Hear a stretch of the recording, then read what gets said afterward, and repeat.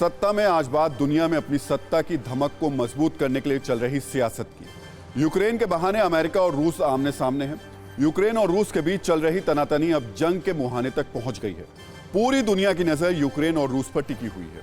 ऐसा इसलिए है क्योंकि यूक्रेन और रूस में होने वाली जंग पूरी दुनिया पर असर डालेगी। इसलिए पहले आपको इस जंग से जुड़ी अपडेट बता देते हैं।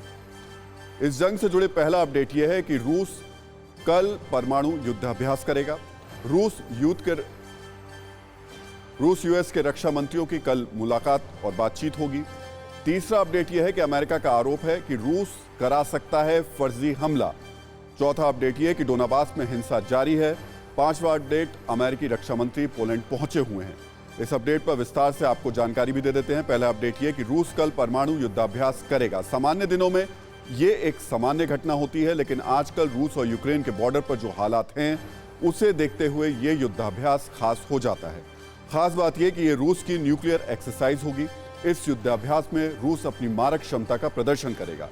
सबसे खास बात यह कि इस युद्धाभ्यास पर रूस के राष्ट्रपति पुतिन की नजर होगी। इस युद्धाभ्यास को लेकर सरगर्मी इसलिए है क्योंकि अटकलें लगाई जा रही हैं कि रूस 20 फरवरी के बाद कभी भी यूक्रेन पर हमला कर सकता है। सवाल यह है कि क्या यह एक्सरसाइज हमले से पहले का अभ्यास है।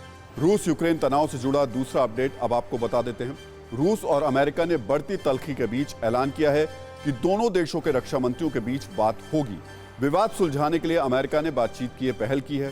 सूत्रों के मुताबिक रूस से अमेरिका ने कहा है कि जब तक वार्ता ना हो रूस कोई एग्रेसिव कदम नहीं उठाए। तीसरा अपडेट आपके लिए बेहद जरूरी है। तनाव कम करने की कोशिश के बीच अमेरिका ने रूस पर बड़ा सनसनीखेज आरोप लगाया है। अमेरिका ने आरोप लगाया है कि रूस यूक्रेन पर हमले के लिए खुद अपने नागरिकों पर हमला करा सकता है।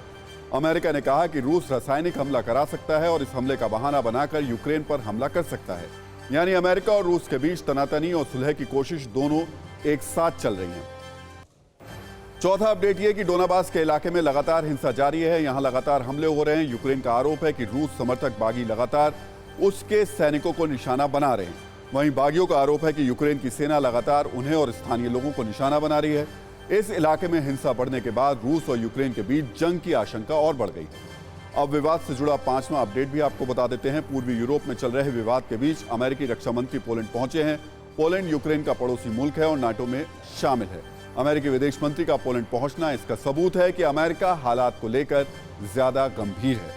रूस और यूक्रेन के बीच चल रहा विवाद अब दुनिया को डरा रहा है। ऐसा इसलिए है क्योंकि अब परमाणु वॉर की आशंका बढ़ रही है। अगर किसी भी पक्ष ने परमाणु हथियार का इस्तेमाल किया तो दुनिया दहल जाएगी।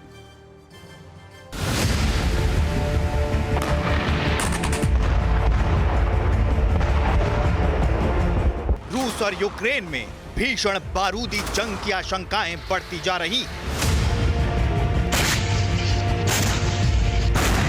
हर मिनट, हर पल, हर सेकंड भीषण खतरनाक विध्वंसक युद्ध का खौफ है।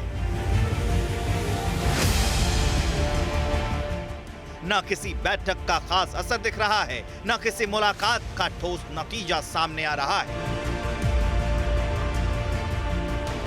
क्योंकि न यूक्रेन झुकने को तैयार है और न ही रूस पीछे हटने को तैयार है। ऐसे में तनाव बरकरार है, तबाही तय मानी जा रही है।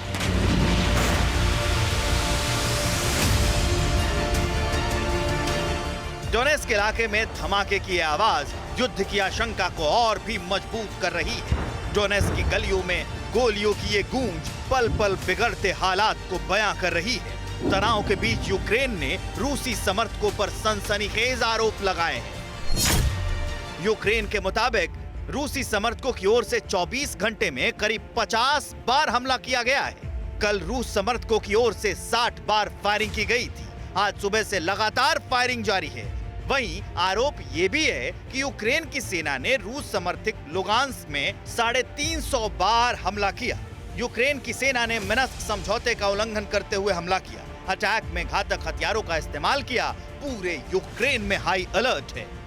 रूस और यूक्रेन के बीच जो तनातनी चल रही है उससे जुड़ी हुई एक अहम खबर ये आ रही है कि पूर्वी यूक्रेन में लड़ाई छिड़ चुकी है। पूर्वी यूक्रेन का जो लुगांस्क इलाका है वहां पर लगातार धमाके हुए, वहां भारी फायरिंग वहां पर हुई रिपोर्ट की गई है। और जो बातें सामने आ रही हैं कि जो अलगाववादी हैं रूस के समर्थक उस जो डॉनबास इलाके में, डोनेट्स्क और लुगान्स्क से दो इलाके हैं जहां पर रूस के जो अलगाववादी हैं उनका पूरा कब्जा है और यूक्रेन कहता है कि वो अस्थायी तौर पर कब्जे वाला इलाका है।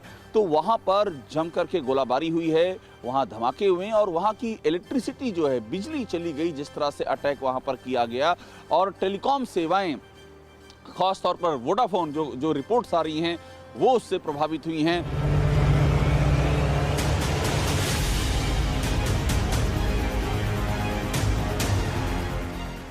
रूस की तैनाती और अमेरिका की जोरदार तैयारी के बीच परमाणु बम की एंट्री ने जंगी माहौल को और भी बारूदी बना दिया है। बेलारूस के राष्ट्रपति लुकाशेंको पहले ही परमाणु बम के हमले की धमकी दे चुके हैं। ये दावा कर सनसनी मचा चुके हैं कि बेलारूस की धरती से परमाणु हथियारों का इस्तेमाल होगा।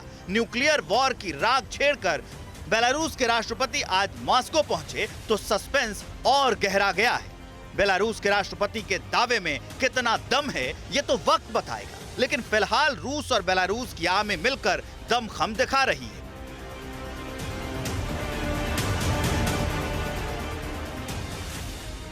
संयुक्त अभ्यास घातक हथियारों के परीक्षण से भीषण जंग के संकेत दे रही है।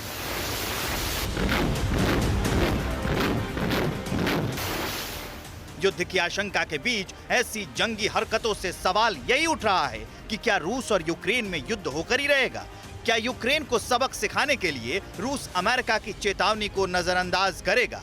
सबसे बड़ा सवाल ये कि क्या यूक्रेन के बहाने दुनिया के दो सुपर पावर रूस और अमेरिका में जंग होगी?